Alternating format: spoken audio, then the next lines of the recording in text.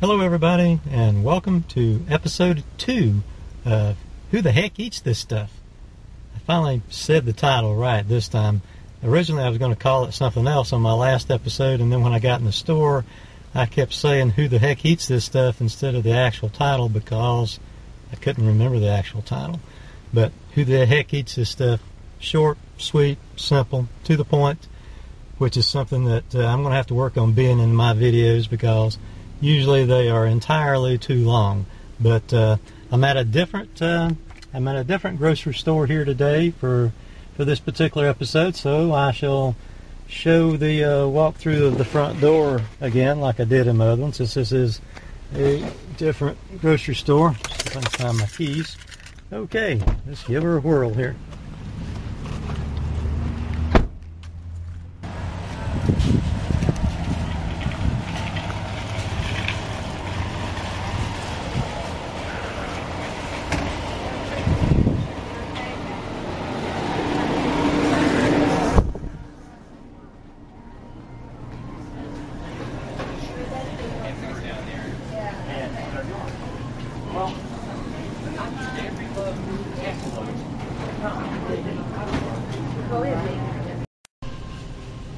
Okay, first up on the menu today is Reese anchovy paste.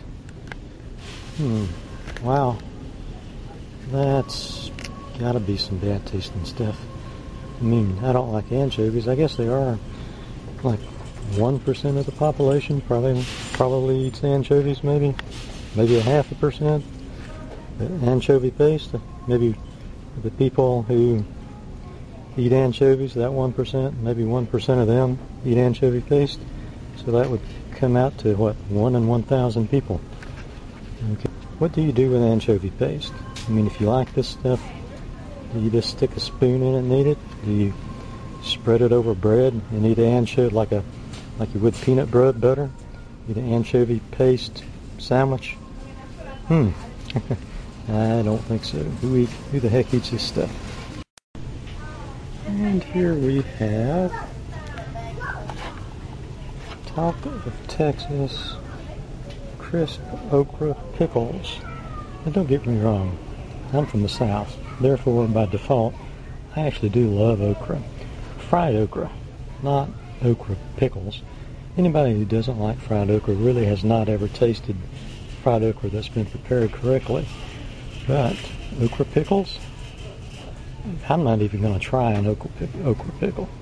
I'm just going to be just totally closed-minded about it. Okra pickles, who the heck eats this stuff? Okay, here I am at the dried soups. And I guess this is more mainstream than what I'm usually showing, but it just looks bad to me. This is Bear Creek split pea soup mix, and it's got a picture of this really gelatinous looking green stuff.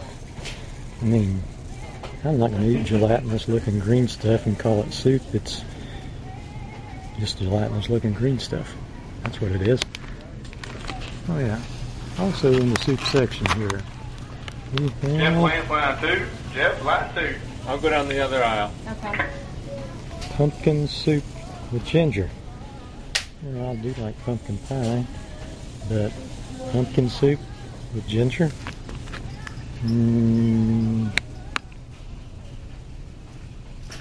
Nope, I don't think so. Who the heck eats this stuff? Oh my God, I can't believe it. This is the most interesting thing I've found yet, and the grossest. Here we go. Rose pork brains with milk gravy.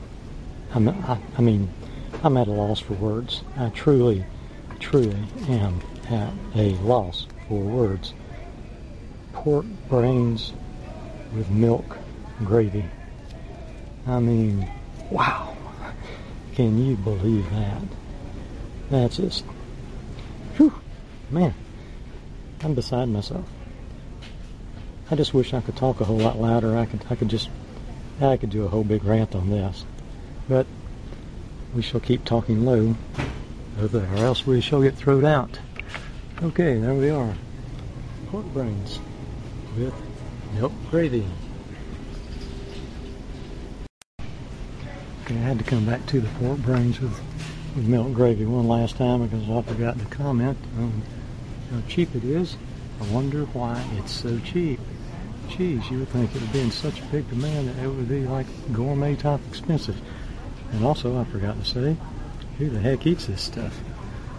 Okay, and right next to it, we have something, I guess this would be in the Slim Jim category. Steakhouse tenders, tender beef steak strips. I don't think I could say anything about these that people haven't said about Slim Jims. I don't think I've ever seen anybody buy Slim Jims. I think I actually did taste one time, so I guess I did buy one. But anyway, these, I'm sure, would be tremendously nasty tasting stuff. Okay, so much for the steakhouse tenders. And I think I'll just close out with this one thought.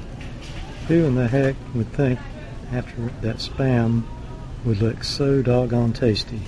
I mean, if you want to compare it to all the things that I've showed, and I had to pick one and eat it, right there, Spam. And it's been pretty nasty stuff too, as we all know. And by the way, Nancy's Web, I actually watched your Mr. Cook inspired Spam Fest, and it was a very enjoyable video. It was really nice. So I appreciate that, Nancy's Web.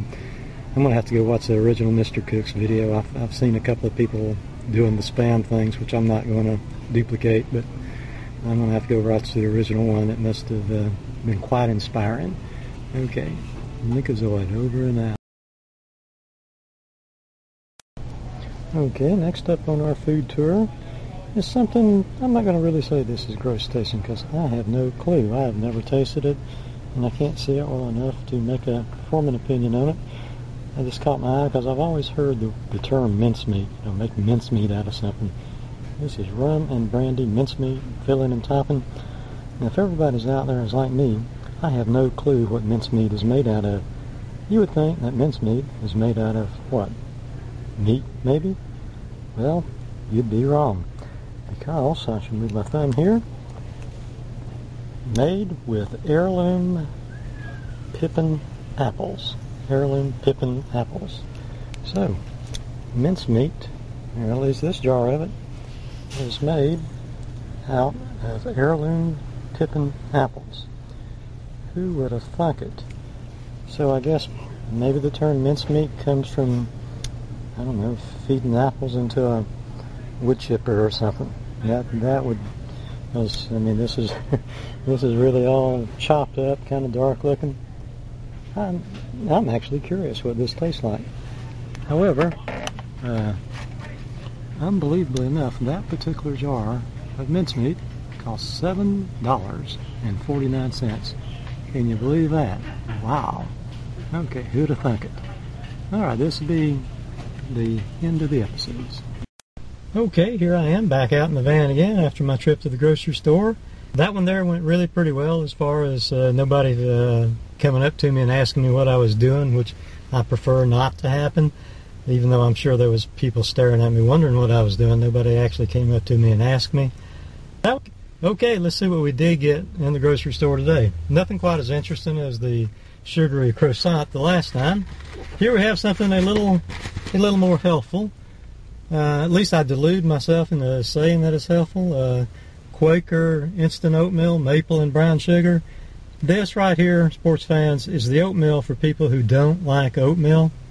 Oatmeal, I'm convinced oatmeal is good for you. I really can't stand plain oatmeal. But this here, this instant oatmeal comes in individualized little packs. Really quite good stuff. Okay, I only bought one other thing. And normally I don't buy this. I started to buy Mountain Dew, which I don't like Mountain Dew, but there was a reason I was looking for Mountain Dew. I didn't see any of the diet Mountain Dew I saw, I think, was clear. and I want to dye it because I didn't want it to be too sticky. And this here is Minute Maid Light Lemonade, and it had just the right color that I was looking for. And this is, I'm going to use this as a prop in my next video, or it might not be my next one, but within the next few days.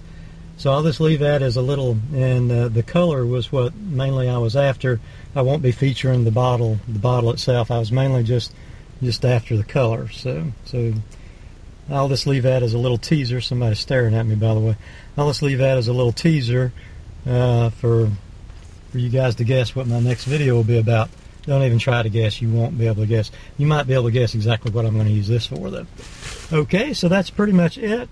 I just know after looking at the mincemeat deal, which was turned out to be dried some kind of apples. If I keep doing this long enough, okay, I'm going to have a Jessica Simpson moment. If I keep doing this, as ignorant as I am about a lot of these foods, you know what I'm talking about. The chicken of the sea incident. Hopefully it won't be quite that bad, but if I keep talking long enough in these stores, I'm going to say something truly, truly stupid. So stay tuned.